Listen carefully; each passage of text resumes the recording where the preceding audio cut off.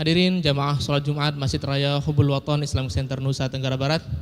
Insyaallah kajian kita pada siang hari ini akan disampaikan oleh guru kita Al-Mukarram Bapak Dr. Tuan Guru Bajang Kiai Haji Muhammad Zainul Majid MA dengan materi kajian Quran Surah Al-Baqarah ayat 145. Baiklah, agar lebih barokahnya marilah kita buka dengan bersama-sama melafazkan Al-Basmalah. Bismillahirrahmanirrahim. Selanjutnya kepada jamaah sekalian dipersilahkan untuk membuka mushafnya. Kita bertadarus bersama surah Al-Baqarah ayat 145.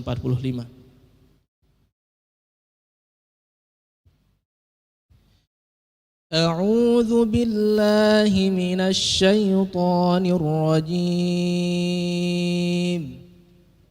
A'udzu billahi minasy syaithanir rajim. Bismillahirrahmanirrahim.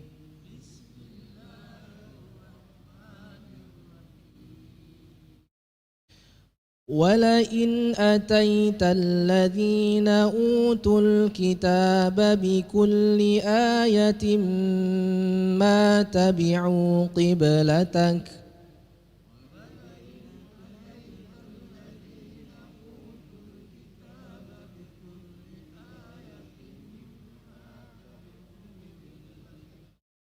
وما أنت بتابع قبلتهم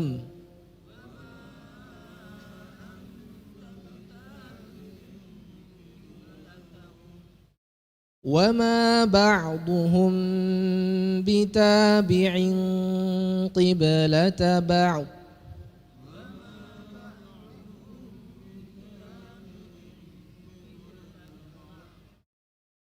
ولئن اتبعت أهواءهم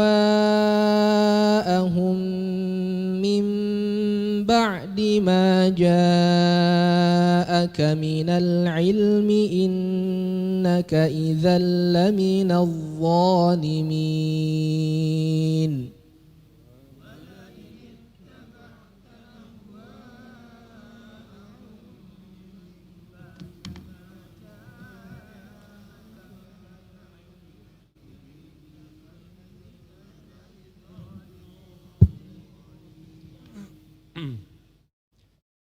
Bismillahirrahmanirrahim. Bismillahirrahmanirrahim. Assalamualaikum warahmatullahi wabarakatuh. Alhamdulillah. Salatan wa salaman ala habibina Rasulillah wa ala alihi wa sahbihi wa man walah amma ba'd. Ayat 145 kita lanjutkan pada hari ini. Semoga membawa berkah untuk kita semua. Firman Allah Ta'ala, saudara-saudaraku yang tadi sudah dibaca.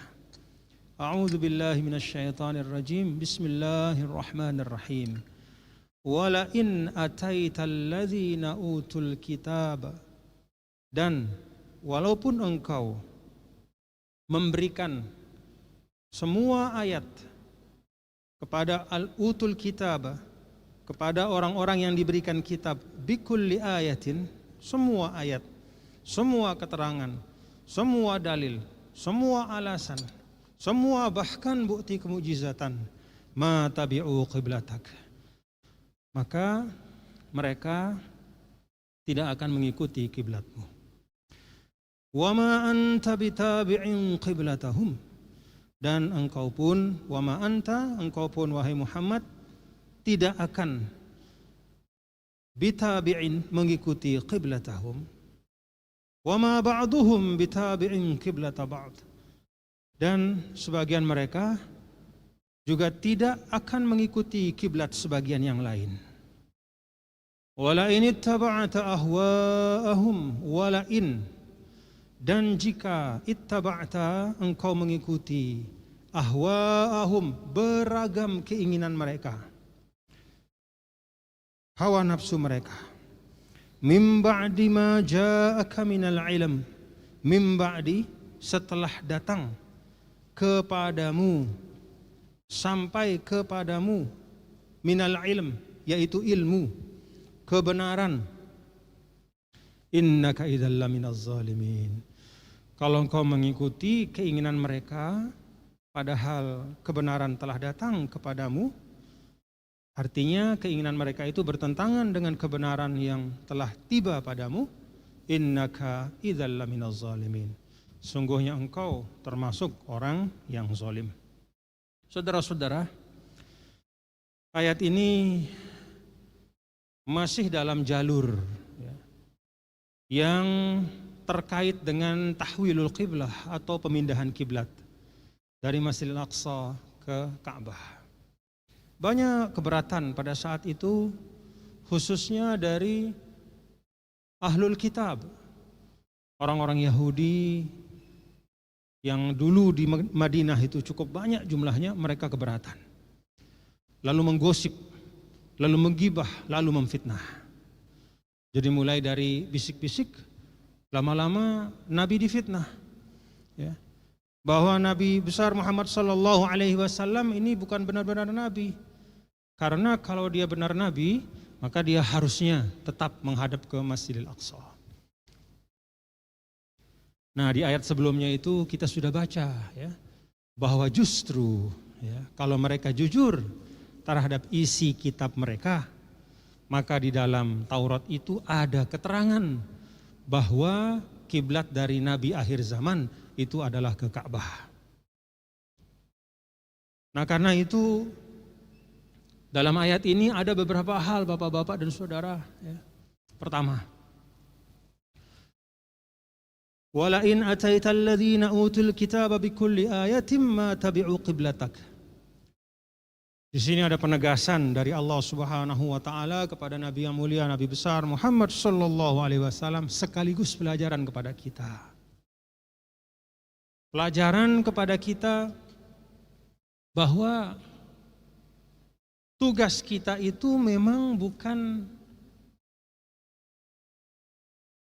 memastikan, apalagi memaksa orang untuk mengikuti agama kita.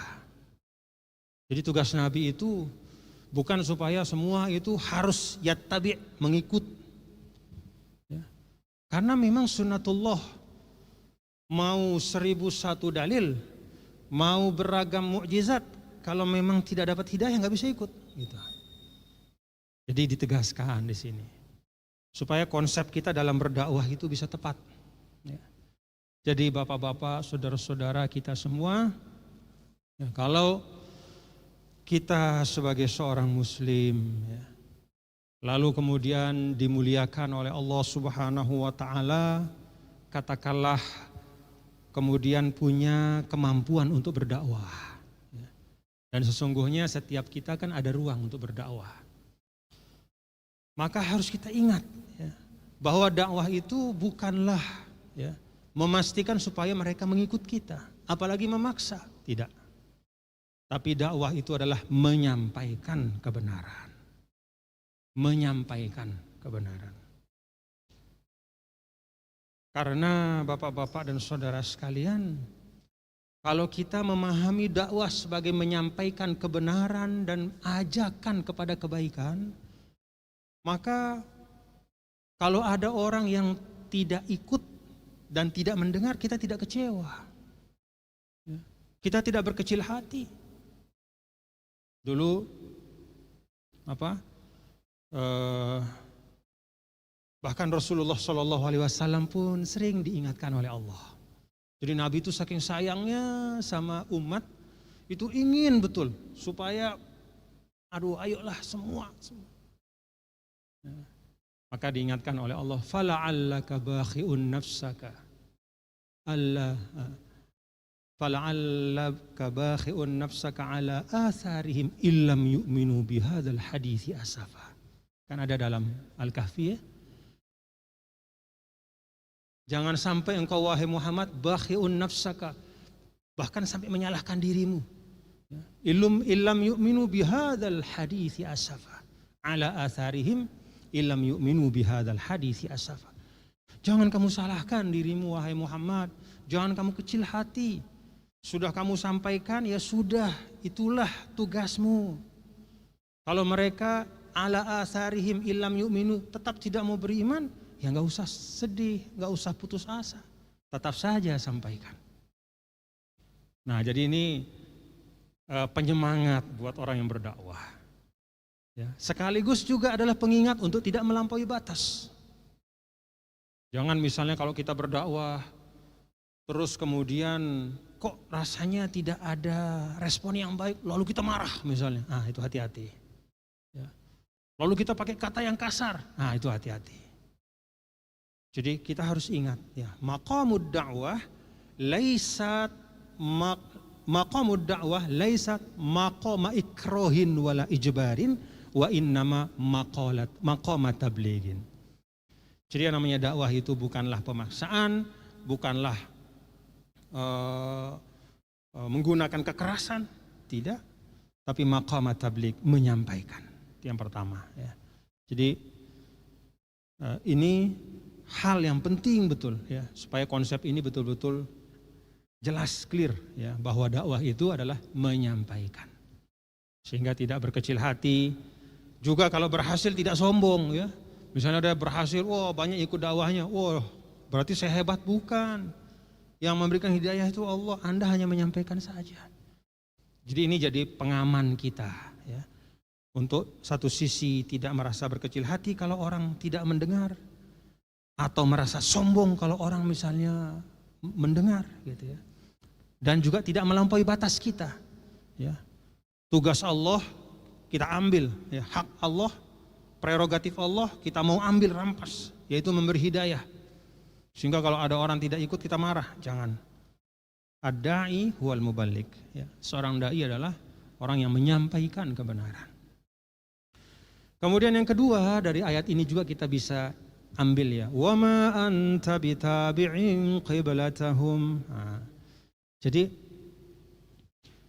bagian ayat ini kata para ulama bentuknya itu berita, dan engkau pun Muhammad tidak mengikuti kiblat mereka, ya.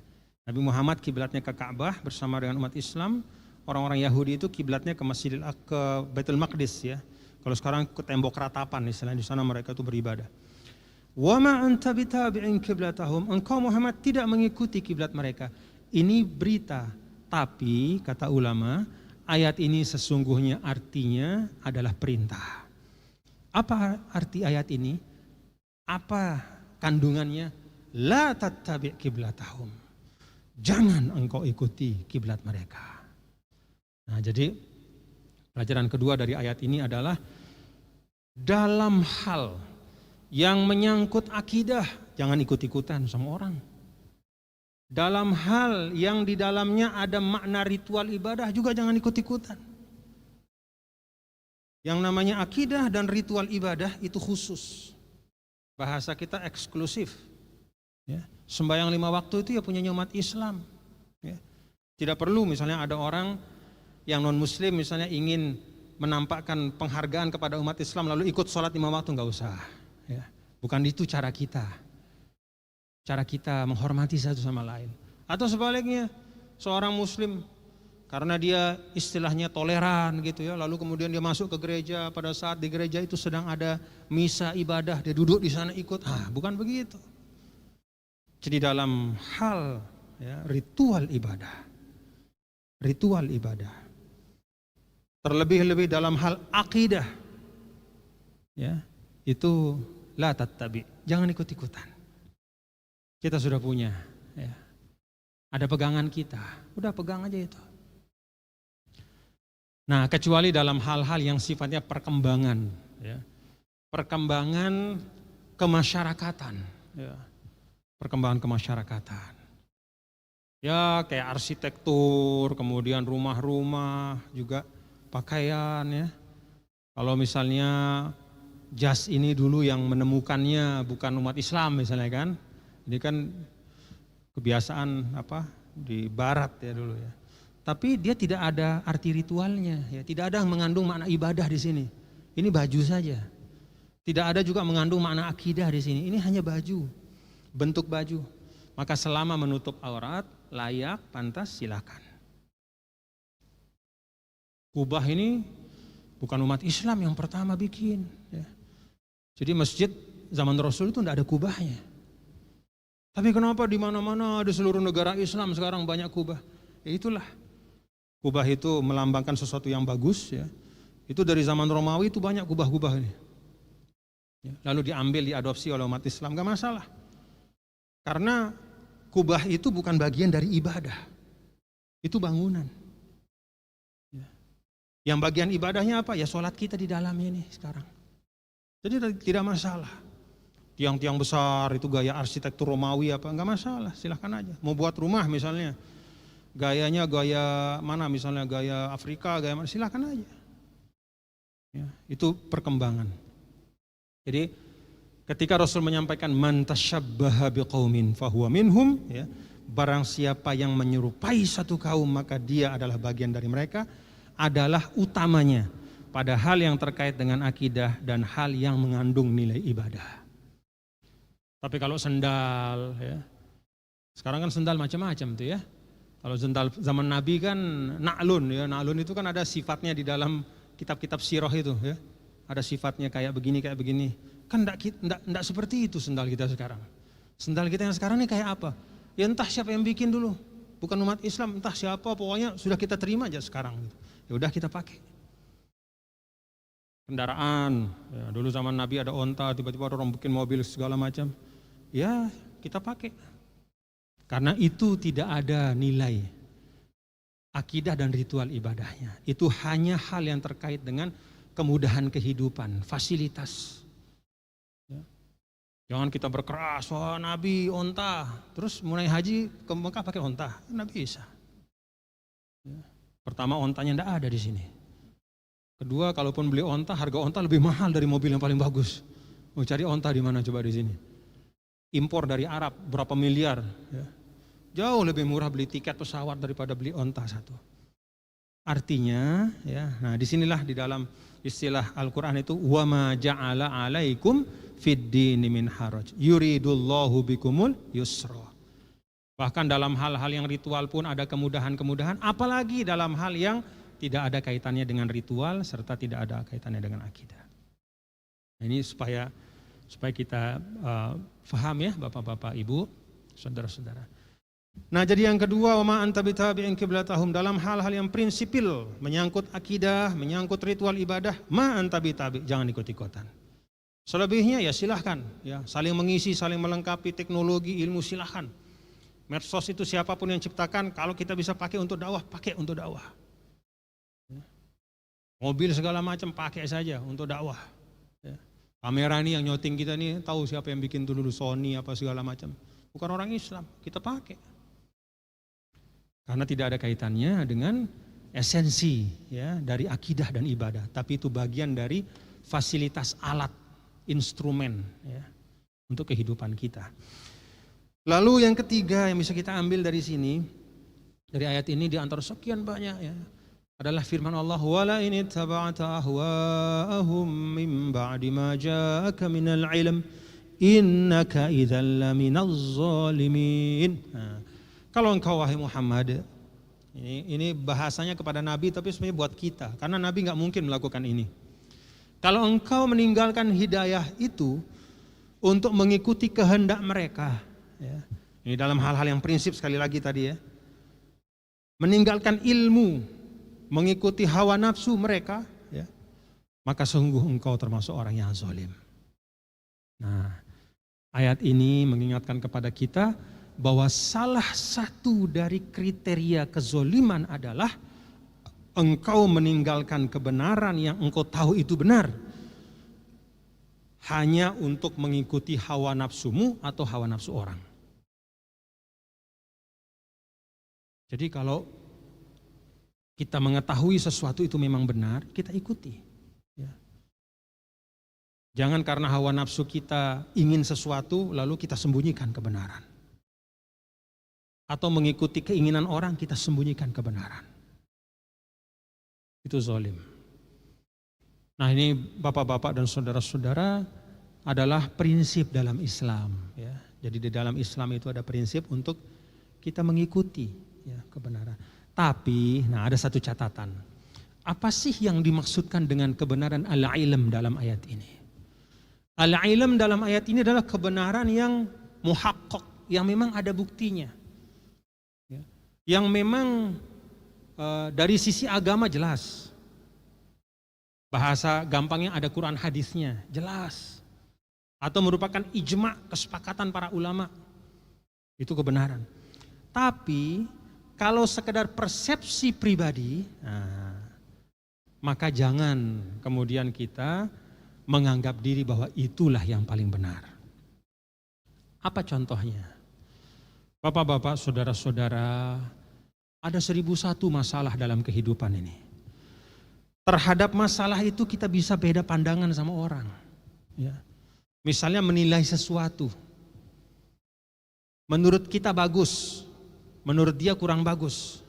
Apakah penilaian kita yang disebut bagus ini yang dimaksudkan dengan ilmu dalam Al-Quran? Tidak.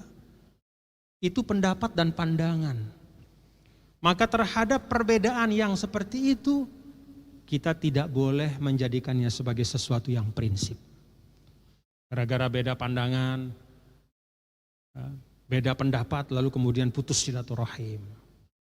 Kan dalam Al-Quran katanya kita harus berpegang teguh pada apa yang kita yakini. Iya, betul. Tapi ingat, Al-Quran menggunakan bahasa al-ilm.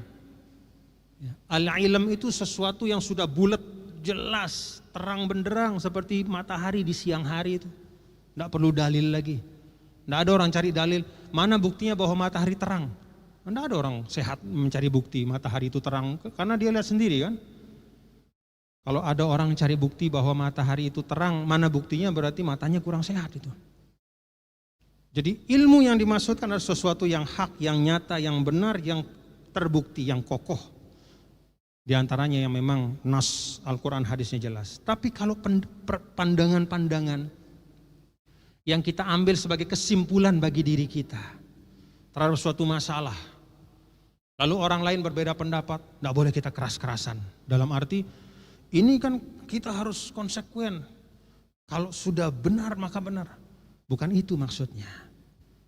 Kalau hal-hal yang berupa perbedaan pandangan, ya, dalam penilaian, entah itu masalah-masalah apapun lah ya, tentang orang, tentang sesuatu, kita harus berlapang dada. Itu prinsip dalam Islam.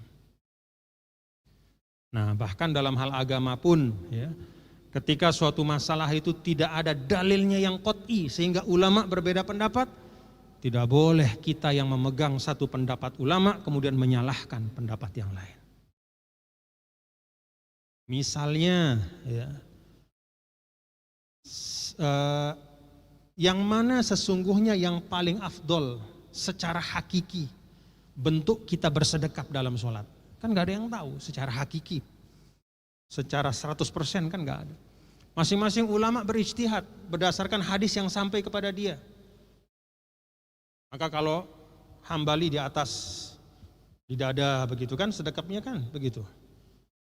Kalau Syafi'i di pusar begini rata. Kalau Hanafi di bawah pusar. Kalau Maliki bahkan lepas, gak pakai sedekap tapi biasa saja. Kenapa? Karena memang tidak ada ilmu yakini di situ. Jadi hadis-hadisnya itu masih mengandung beberapa kemungkinan. Ada hadis yang begini, ada yang begitu. Atau memang Nabi memberikan kelapangan. Nah, jadi kalau hal-hal yang kayak begitu, jangan berkeras-kerasan.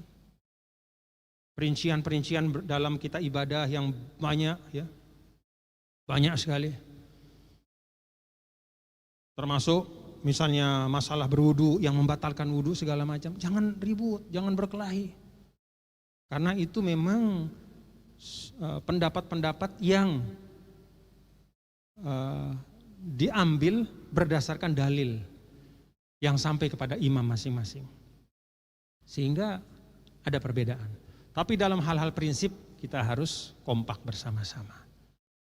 Nah, jadi yang ketiga yang dapat kita ambil dari ayat ini adalah pengingat bagi kita, ya, bapak-bapak saudara, bahwa dalam hal-hal prinsip, ilmu-ilmu yang pokok-pokok keimanan keislaman itu kita nggak boleh berbeda. Ya memang kita satu, ya. Ya kalau kiblatnya satu, Al-Qur'annya satu, nabinya dan seterusnya. Tapi dalam hal-hal yang sifatnya perincian kita harus berlapang dada. Apalagi dalam hal-hal yang sifatnya duniawi. Ini agama saja, tapi teknis. Harus berlapang dada. Apalagi yang sifatnya duniawi. Nah, karena itu salah satu tanda kecerdasan seseorang adalah dia menempatkan sesuatu pada tempatnya. Nah, mari bapak-bapak, saudara-saudara, kita belajar untuk menempatkan segala sesuatu pada tempatnya. Mana hal-hal yang prinsip, yaitu kita pedomani bersama. Mana hal-hal yang sifatnya di situ ada kelapangan, ada ruang untuk berijtihad. Mari kita saling melapangkan hati, jangan memaksakan pendapat kita. Apalagi dalam hal-hal yang sifatnya duniawi. Hal-hal yang sifatnya tentang kemasyarakatan, tentang politik, tentang nggak usah kita jangan kita putus silaturahim karena perbedaan dalam masalah-masalah seperti itu. Wallahu a'lam bishawab. Mohon maaf saya tidak bisa lama karena harus berangkat, ada kegiatan. Rabbana taqabbal minna innaka antas samiul alim wa tub alaina innaka antat tawwabur rahim. Allahumma anfa'na bima 'allamtana wa 'allimna ma yanfa'una. Ya Allah, berikanlah kemanfaatan dari apa yang Engkau ajarkan kepada kami dan ajarkan apa yang membawa manfaat bagi kehidupan kami. Rabbana atina fid dunya hasanah wa fil akhirati hasanah wa qina adzabannar. Sallallahu wasallam ala sayyidina maulana Muhammad walhamdulillahirabbil alamin. Assalamualaikum warahmatullahi wabarakatuh. Subhanakallah bihamdika asyhadu an la ilaha illa anta astaghfiruka wa atubu ilaik. Baiklah jamaah sekalian rahimakumullah, demikian kajian kita pada siang hari ini.